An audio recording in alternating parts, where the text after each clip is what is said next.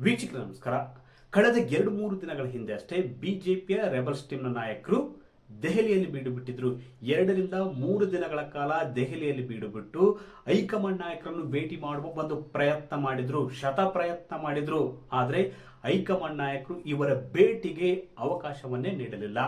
ಇದರಿಂದಾಗಿ ತುಂಬಾ ನಿರಾಶೆ ಅನುಭವಿಸಿದ್ದು ಬಿಜೆಪಿಯ ರೆಬಲ್ಸ್ ಟೀಮ್ನ ನಾಯಕರು. ಆದ್ರೆ ದೆಹಲಿಯಲ್ಲಿ ಕೇಂದ್ರ ಸಚಿವರಾಗಿರ್ತಕ್ಕಂಥ ವಿ ಸೋಮಣ್ಣ, ಎಚ್.ಡಿ. ಕುಮಾರಸ್ವಾಮಿ, ಬಿಜೆಪಿಯ ರಾಜ್ಯ ಉಸ್ತುವಾರಿ ಆಗಿರುವ ರಾಧಾ ಮೋಹನ್ ದಾಸ್ ಅಗರ್ವಾಲ್ ಅವರನ್ನು ಭೇಟಿ ಮಾಡಿದ್ರು.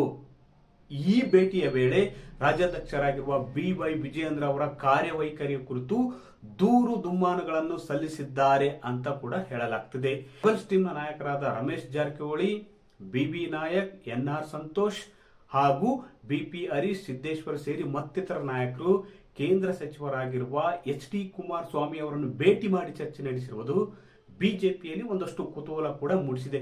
ಯಾಕೆ ಏಕಾಏಕಿ ಎಚ್.ಡಿ. ಕುಮಾರಸ್ವಾಮಿಯನ್ನು ರೆಬಲ್ಸ್ ಟೀಮ್ನ ನಾಯಕರು ಭೇಟಿ ಮಾಡಿದ್ದು ಎಂಬ ಕುತೂಹಲ ಕೂಡ ಮೂಡಿದೆ. ಅಂದ್ರೆ ಎಚ್.ಡಿ. ಕುಮಾರಸ್ವಾಮಿ ಅವರ ಮೂಲಕ ಬಿಜೆಪಿಯ ಹೈಕಮಾಂಡ್ ನಾಯಕರ ಮೇಲೆ ಒತ್ತಡ ಹೇರುವ ತಂತ್ರದ ಭಾಗವಾಗಿ ರೆಬಲ್ಸ್ ಟೀಮ್ನ ನಾಯಕರು ಭೇಟಿಯಾಗಿ ಮಾತುಕತೆ ನಡೆಸಿದ್ರ. ಎಚ್.ಡಿ. ಕುಮಾರಸ್ವಾಮಿ ಅವರ ಮಾತನ್ನು ಬಿಜೆಪಿಯ ಹೈಕಮಾಂಡ್ ನಾಯಕರು ಕೇಳ್ತಾರ ಎಂಬ ಪ್ರಶ್ನೆ ಕೂಡ ಇಲ್ಲಿ ಎದ್ದು ಕಾಡುವಂತದ್ದು. ಯಾಕಂದ್ರೆ ಬಿಜೆಪಿ ಮತ್ತು ಜೆಡಿಎಸ್ ರಾಜ್ಯದಲ್ಲಿ ಕಳೆದ ಲೋಕಸಭೆ ಚುನಾವಣೆಯಲ್ಲಿ ಮೈತ್ರಿಯಲ್ಲಿವೆ. ಪಕ್ಷದಲ್ಲೂ ಕೂಡ ಎರಡು ಪಕ್ಷಗಳು ಮೈತ್ರಿಯಲ್ಲಿ ಸಾಗುವ ಮಾತುಕತೆಯನ್ನು ಕೂಡ ಮಾಡಿಕೊಂಡಿವೆ. ಈ ನಿಟ್ಟಿನಲ್ಲಿ ಎಚ್.ಡಿ. ಕುಮಾರಸ್ವಾಮಿ ಅವರ ಜೊತೆ ರೆಬಲ್ಸ್ ಟೀಮ್ನ ನಾಯಕರು ಮಾತುಕತೆ ನಡೆಸಿರುವುದು ಕುತೂಹಲ ಮೂಡಿಸಿದೆ. ಹಾಗಾದ್ರೆ ಎಚ್.ಡಿ. ಕುಮಾರಸ್ವಾಮಿ ಅವರ ಮಾತನ್ನು ಹೈಕಮಾಂಡ್ ನಾಯಕರು ಕೇಳ್ತಾರಾ? ವೀಕ್ಷಕರೇ, ಪ್ರಮುಖವಾಗಿ ರಾಜ್ಯಾಧ್ಯಕ್ಷರ ಆಯ್ಕೆ ವಿಷಯದಲ್ಲಿ ಬಿಜೆಪಿಯ ಹೈಕಮಾಂಡ್ ನಾಯಕರು ಯಾರ ಮಾತನ್ನು ಕೇಳುವುದಿಲ್ಲ ಎಂಬುದಕ್ಕೆ ಕೆಲ ಉದಾಹರಣೆಗಳನ್ನು ನಾನು ಇಲ್ಲಿ ಕೊಡ್ತೀನಿ. ಪ್ರಮುಖವಾಗಿ ಬಿಜೆಪಿಯ ಹೈಕಮಾಂಡ್ ನಾಯಕರು ಎಚ್.ಡಿ.ಕೆ ಮಾತಿಗೆ ಒಂದಷ್ಟು ಮನ್ನಣೆ, ಆದ್ಯತೆ ಕೂಡ ಕೊಡ್ತಾರೆ. ಆದ್ರೆ ಅಷ್ಟೇ ಗೌರವವನ್ನು ಕೂಡ ಕೊಡ್ತಾರೆ. ರಾಜ್ಯಾಧ್ಯಕ್ಷರ ಬದಲಾವಣೆ ವಿಷಯದಲ್ಲಿ ಎಚ್.ಡಿ. ಕುಮಾರಸ್ವಾಮಿ ಅವರಿಂದ ಸಲಹೆ ಪಡೆದುಕೊಳ್ಳುವಂತಹ ದೌರ್ಬಲ್ಯ ಬಿಜೆಪಿ ಹೈಕಮಾಂಡ್ ನಾಯಕರಿಗೆ ಇಲ್ಲ ಅಂತ ಹೇಳಲಾಗ್ತದೆ. ಯಾಕಂದ್ರೆ ಅತ್ಯಂತ ಬಲಿಷ್ಠವಾಗಿದ್ದು ಬಿಜೆಪಿಯ ಹೈಕಮಾಂಡ್ ನಾಯಕರು.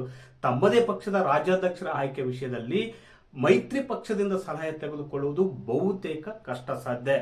ಈಗಾಗಲೇ ದೇಶದಲ್ಲಿ 16-17 ರಾಜ್ಯಗಳಲ್ಲಿ ಬಿಜೆಪಿ ಆಡಳಿತದಲ್ಲಿದೆ. ಅಷ್ಟೇ ಅಲ್ಲ, ಬಿಜೆಪಿ ಹೈಕಮಾಂಡ್ ನಾಯಕರು ತಮ್ಮದೇ ಆದ ಒಂದು ಗತ್ತು, ಸಾಮರ್ಥ್ಯ, ತಾಕತ್ತನ್ನು ಹೊಂದಿದ್ದಾರೆ. ಮೈತ್ರಿ ಪಕ್ಷಗಳ ಸಲಹೆ ಸೂಚನೆಯನ್ನು ಕೇಳಬಹುದೇ ಹೊರತು ಅವರ ಸಲಹೆ ಸೂಚನೆ ಆಧಾರದ ಮೇಲೆ ತಮ್ಮದೇ ಪಕ್ಷದ ರಾಜ್ಯಾಧ್ಯಕ್ಷರ ಬದಲಾವಣೆ ವಿಷಯದಲ್ಲಿ ಒಮ್ಮತಕ್ಕೆ ತೆಗೆದುಕೊಳ್ಳುವುದು ಕಷ್ಟ ಅಂತ ಕೂಡ ಹೇಳಲಾಗ್ತದೆ. ವಿಶೇಷವಾಗಿ ಎಚ್.ಡಿ. ಕುಮಾರಸ್ವಾಮಿ ಅವರ ಬಗ್ಗೆ ಪ್ರಧಾನಿ ನರೇಂದ್ರ ಮೋದಿ, ಜೆ.ಪಿ. ನಡ್ಡಾ, ಅಮಿತ್ ಶಾ ಅವರಿಗೆ ಒಂದು ಗೌರವವಿದೆ. ಸಲಹೆ ಆಧಾರದ ಮೇಲೆ ರಾಜ್ಯ ಬಿಜೆಪಿ ಅಧ್ಯಕ್ಷರನ್ನು ಬದಲಾವಣೆ ಮಾಡುವುದು ಬಹುತೇಕ ಕಷ್ಟ ಅಂತ ಹೇಳಲಾಗ್ತದೆ. ಈಗಾಗಲೇ ಕೆಲ ದಿನಗಳ ಹಿಂದೆ ತಮಿಳುನಾಡಿನಲ್ಲಿ ಎಐಡಿಎಂಕೆ ಸಲಹೆಯಂತೆ ಅಲ್ಲಿನ ಅಣ್ಣಾಮಲೈ ಅವರನ್ನು ರಾಜ್ಯ ಘಟಕದ ಅಧ್ಯಕ್ಷ ಸ್ಥಾನದಿಂದ ಕೆಳಗಿಳಿಸಲಾಗಿತ್ತು.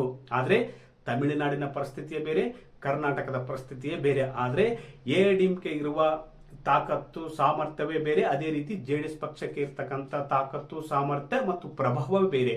ಹೀಗಾಗಿ ಬಿಜೆಪಿಯ ಹೈಕಮಾಂಡ್ ನಾಯಕರು ಎಚ್.ಡಿ. ಕುಮಾರಸ್ವಾಮಿ ಅವರಿಂದ ಸಲಹೆ ಸೂಚನೆ ಪಡೆಯಬಹುದು ಹೊರತು ಅವರ ಸಲಹೆ ಆಧಾರದ ಮೇಲೆ ರಾಜ್ಯಾಧ್ಯಕ್ಷರನ್ನು ಯಾವ ಕಾರಣಕ್ಕೂ ಬದಲಾವಣೆ ಮಾಡುವ ತೀರ್ಮಾನವನ್ನು ಅವರು ತೆಗೆದುಕೊಳ್ಳುವುದಿಲ್ಲ ಅಂತ ಕೂಡ ಹೇಳಲಾಗ್ತಿದೆ.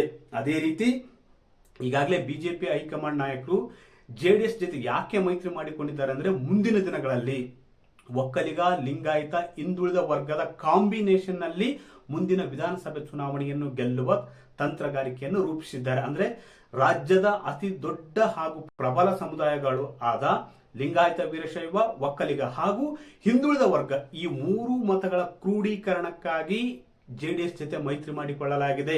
ಅಂದ್ರೆ 2028ರ ವಿಧಾನಸಭೆ ಚುನಾವಣೆಯಲ್ಲಿ ಈ ಸೂತ್ರದೊಂದಿಗೆ ವಿಧಾನಸಭೆ ಚುನಾವಣೆಯನ್ನು ಎದುರಿಸುವುದಕ್ಕೆ ಬಿಜೆಪಿಯ ಹೈಕಮಾಂಡ್ ನಾಯಕರು ಒಂದು ನೀಲನಕ್ಷೆಯನ್ನು ರೆಡಿ ಮಾಡಿಕೊಂಡಿದ್ದಾರೆ. ಹೀಗಾಗಿ ಯಾವುದೇ ಕಾರಣಕ್ಕೂ ವಿಜಯೇಂದ್ರ ಅವರನ್ನು ಬದಲಿಸುವ ಸಾಧ್ಯತೆ ಕಡಿಮೆ ಅಂತ ಕೂಡ ಹೇಳಲಾಗ್ತದೆ. ಯಾಕಂದ್ರೆ ಒಕ್ಕಲಿಗ ಸಮುದಾಯದಿಂದ ಎಚ್.ಡಿ. ಕುಮಾರಸ್ವಾಮಿ ಇದ್ದಾರೆ.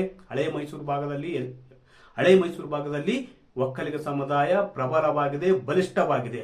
ಹೀಗಾಗಿ ಒಕ್ಕಲಿಗ ಸಮುದಾಯದಿಂದ ಬಂದಂತ HD ಕುಮಾರಸ್ವಾಮಿ ಅವರು ಆ ಸಮುದಾಯವನ್ನು ಪ್ರತಿನಿಧಿಸಿದರೆ, ಅದೇ ರೀತಿ ಉತ್ತರ ಕರ್ನಾಟಕದಲ್ಲಿ ವೀರಶೈವ ಲಿಂಗಾಯತ ಸಮುದಾಯ ಬಲಿಷ್ಠವಾಗಿದೆ ಮತ್ತು ಬಿಜೆಪಿಗೆ ಭದ್ರ ನೆಲೆ ಕೂಡ ಹೌದು. ಹೀಗಾಗಿ ಈ ಸಮುದಾಯದಿಂದ BY ವಿಜಯೇಂದ್ರ ಅವರು ಬಿಜೆಪಿ ರಾಜ್ಯ ಘಟಕದ ಅಧ್ಯಕ್ಷರಾಗಿ ಮುಂದುವರಿಯುವ ಸಾಧ್ಯತೆಯನ್ನು ಕೂಡ ತಳ್ಳಿ ಹಾಕುವಂತಿಲ್ಲ. ವಿ ಸೋಮಣ್ಣ ಅವರು ಒಂದು ಕಾಲದ ಆಪ್ತರು ಕೂಡ ಹೌದು HD ಕುಮಾರಸ್ವಾಮಿ ಅವರಿಗೆ, ಅದೇ ರೀತಿ ಸಮಾನ ಮನಸ್ಕರು ಕೂಡ ಆಗಿದ್ದಾರೆ. ಆದರೆ ಒಂದು ವೇಳೆ ಬಿಜೆಪಿ ಹೈಕಮಾಂಡ್ ನಾಯಕರು ವಿ ಸೋಮಣ್ಣ ಅವರನ್ನು ರಾಜ್ಯಾಧ್ಯಕ್ಷ ಸ್ಥಾನದಲ್ಲಿ ಕೂರಿಸುವುದು ಬಹುತೇಕ ಡೌಟ್ ಅಂತ ಹೇಳಲಾಗ್ತಿದೆ. ಯಾಕಂದ್ರೆ ವಿ ಸೋಮಣ್ಣ ಅವರನ್ನು ಕೇಂದ್ರ ಸಚಿವ ಸ್ಥಾನದಿಂದ ಹೊರಗಿಟ್ಟು ರಾಜ್ಯ ಘಟಕದ ಅಧ್ಯಕ್ಷರನ್ನಾಗಿ ಮಾಡಿದ್ರೆ ಇಲ್ಲಿ ಮತ್ತೊಂದು ಸಮಸ್ಯೆ ದುತ್ತಂತ ಹೇಳುತ್ತದೆ. ಯಾಕಂದ್ರೆ ಈಗಾಗಲೇ ಕಳೆದ 2 ವರ್ಷಗಳಿಂದ ಬಿಜೆಪಿ ಆಂತರಿಕ ಕಚ್ಚಾಟದಲ್ಲಿ ಮುಳುಗಿದೆ ಮತ್ತು ಕಳೆದ 6 ತಿಂಗಳಿಂದ ಸೈಲೆಂಟ್ ಆಗಿದೆ. ಹಾಗಾಗಿ ಮುಂದೆಯೂ ಕೂಡ ಪಕ್ಷ ಹೀಗೆ ಸರಾಗ ಹೋಗಲಿ ಅಂತ ಈಗಾಗಲೇ ನಿರ್ಧರಿಸಿದಂತಿದೆ. ಹೀಗಾಗಿ ರೆಬಲ್ಸ್ ನಾಯಕರು ಅದೇ ರೀತಿ ತಟಸ್ಥರು ಯಾರೇ ಒಂದು ದೂರು ಕೊಟ್ಟರು ಕೂಡ, ಯಾರೇ ಅಧ್ಯಕ್ಷರಾಗಿರುವ ವಿಜೇಂದ್ರ ವಿರುದ್ಧ ದೂರು ಕೊಟ್ಟರು ಕೂಡ ಹೈಕಮಾಂಡ್ ನಾಯಕರು ಯಾವುದೇ ತೀರ್ಮಾನಕ್ಕೆ ಬಂದಿಲ್ಲ. ಯಾಕಂದ್ರೆ ವಿಜಯೇಂದ್ರ ಅವರನ್ನು ಬದಲಿಸುವ ಮನಸ್ಸು ಬಿಜೆಪಿ ಹೈಕಮಾಂಡ್ ನಾಯಕರಿಗೆ ಇದ್ದಂತಿಲ್ಲ. ಹೀಗಾಗಿ 2028ರ ವಿಧಾನಸಭೆ ಚುನಾವಣೆವರೆಗೆ ವಿಜಯೇಂದ್ರ ಅವರನ್ನೇ ಮುಂದುವರಿಸುವುದಕ್ಕೆ ನಿರ್ಧಾರ ಮಾಡಿದ್ದರಿಂದಾಗಿ ರೆಬಲ್ಸ್ ಟೀಮ್ ನಾಯಕರ ದೂರಿಗೆ, ಅದೇ ರೀತಿ ತಟಸ್ಥ ಬಣದ ನಾಯಕರ ದೂರಿಗೂ ಕೂಡ ಹೈಕಮಾಂಡ್ ನಾಯಕರು ತಲೆ ಕೆಡಿಸಿಕೊಂಡಿಲ್ಲ. ಅವ್ರದ್ದು ಒಂದೇ ನಿರ್ಧಾರ, 2028ರ ವಿಧಾನಸಭೆ ಚುನಾವಣೆವರೆಗೆ ವಿಜಯೇಂದ್ರ ಅವರನ್ನೇ ಮುಂದುವರಿಸುವುದಕ್ಕೆ ನಿರ್ಧರಿಸಿದ್ದಾರೆ ಅಂತ ಹೇಳಲಾಗ್ತದೆ. ಒಟ್ಟಾರೆಯಾಗಿ ರೆಬಲ್ಸ್ ಟೀಮ್ ನಾಯಕರು ದೆಹಲಿಗೆ ತೆರಳಿ ಮಾಡುತ್ತಿರತಕ್ಕಂಥ ಪ್ರಯತ್ನಗಳು, ಅದೇ ರೀತಿ ಕೇಂದ್ರ ಸಚಿವರಾಗಿರುವ HD ಕುಮಾರಸ್ವಾಮಿ ಅವರ ಮೂಲಕ ಹೈಕಮಾಂಡ್ ಮೇಲೆ ಒತ್ತಡ ಹೇರುವ ಪ್ರಯತ್ನ ಬಹುತೇಕ ಫಲಿಸುವುದಿಲ್ಲ ಅಂತ ಹೇಳಲಾಗ್ತಿದೆ. ವೀಕ್ಷಕರೇ, ಈ ಮಾಹಿತಿ ಇಷ್ಟವಾದಲ್ಲಿ ವಿಡಿಯೋ ಶೇರ್ ಮಾಡಿ, ಲೈಕ್ ಮಾಡಿ, ಕಮೆಂಟ್ ಮಾಡಿ.